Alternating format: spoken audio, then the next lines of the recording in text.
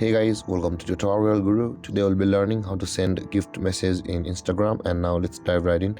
Now to send gift message in Instagram, first open up your Instagram app, and after that let's go to the messaging section of Instagram. To do that, let's tap on the top right corner of the screen where there is the messenger icon, and over here guys, I'll go to a chat box to whom you want to send that gift message, and after that type your message over here as you type your message.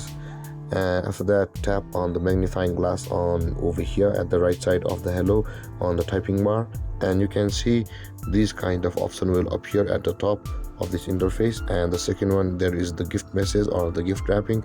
If you tap on it, the message will be sent in a gift, and let's do that. And you can see guys, the message has been sent, and if you unwrap it or unpack it, it says hello like we typed, and this way you will be able to send your gift message in Instagram.